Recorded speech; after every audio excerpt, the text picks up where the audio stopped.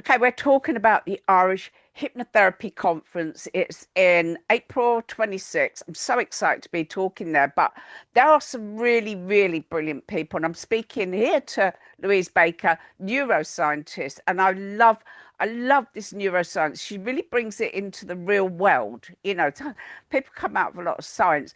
Louise brings it into the real world with real issues that people are facing. So, Louise, welcome. What is the I Thank didn't you. actually, I didn't understand the title you're talking. What is the title of your talk? Oh God, the title of my talk is something along the lines of scanxiety and managing your world through surveillance, the process of surveillance. Yeah, I don't know what any of that No, means.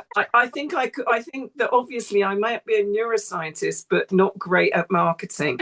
So listen, over 10 years ago, Mm. no, it's longer than that, 12 years ago, I started working with a brain tumor charity called Brains Trust.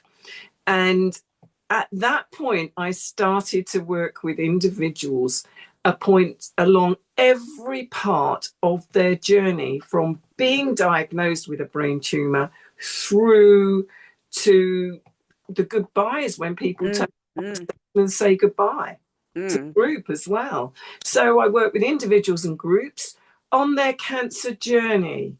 And what that means in terms of hypnosis and hypnotherapy is it brings all of our skills together, whether we're dealing with acute anxiety, whether we're dealing with an operation that's coming up, we're dealing with nausea for chemotherapy, or as I have started to counsel it now, we're talking about while I wait. Now, this is a really, really, really powerful concept. And you know what, Anne? It's not just about while I wait for the phone to ring, for the appointment to be made to die, to yeah, have an operation. yeah. It's about how do I understand why I get so overwhelmed when I'm waiting for something to happen. And we've all got the experience. We were waiting for our exam results as busy teenagers, but we had the summer.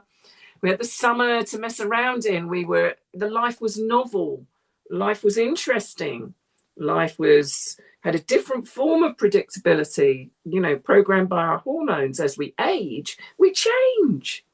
As we age, we change. And remembering that two out of four of us is going to get a cancer diagnosis at some point in our life.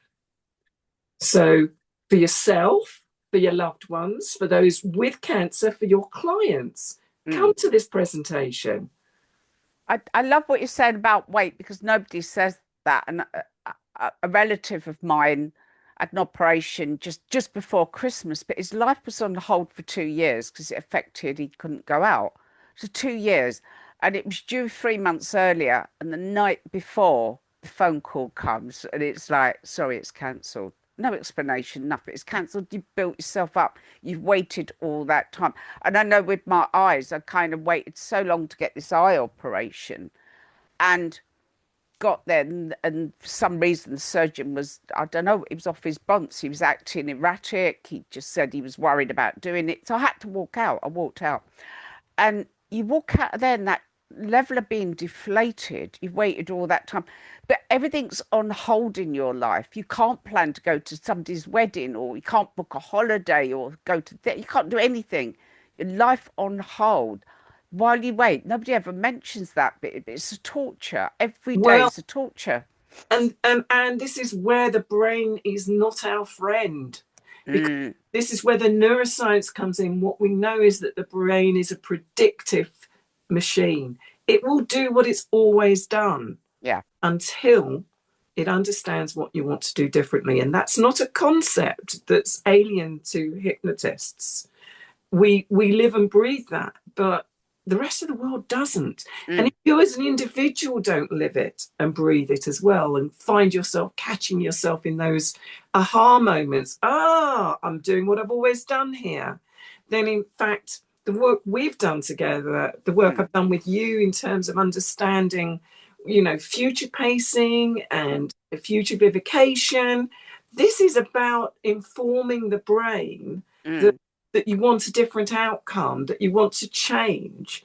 Yeah. So all of those things we know about how to change habits, they become even more profound. But of course, they have to be handled in a very different way, because it's not just all about making a decision about what you want to think or feel, because Mm. it's so complex when you have a cancer diagnosis, and because it changes, and because the brain is constantly being flooded with noradrenaline.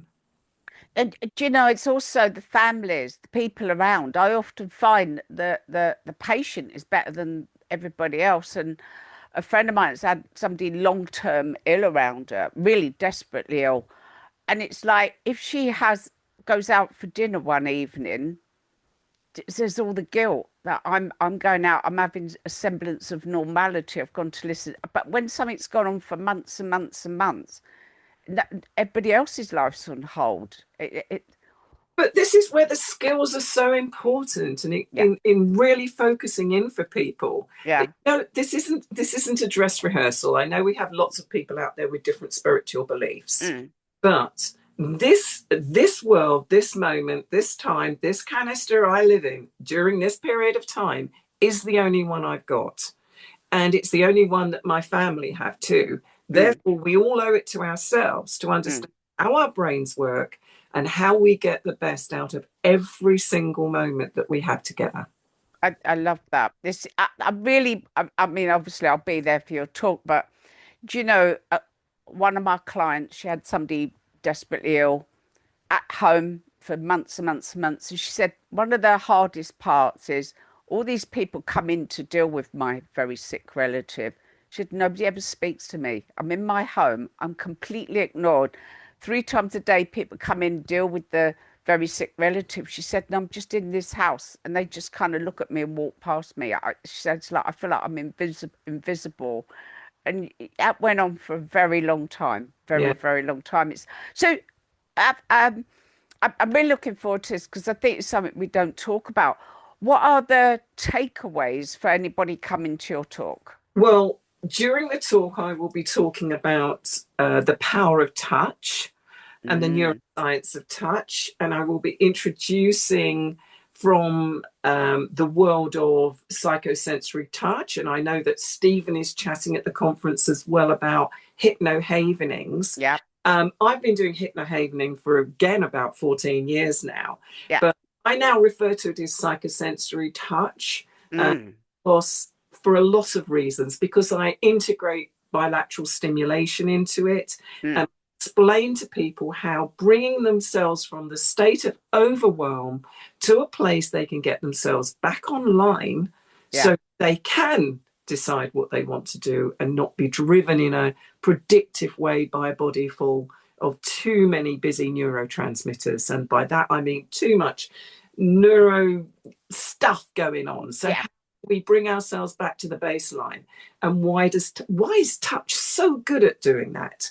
So, if you want to build on your skills as a havener, if you want to build on your understanding as a hypnotherapist, if you just want to be a person Yeah. understanding how you deal with this stuff more effectively, come along to my talk and we'll go through all of that. I'm looking forward to it. It's very needed. So thank you. I'm looking forward to this. We will talk again soon, but this is fabulous. Thank you. You're welcome, and thank you so much for inviting me to talk with you.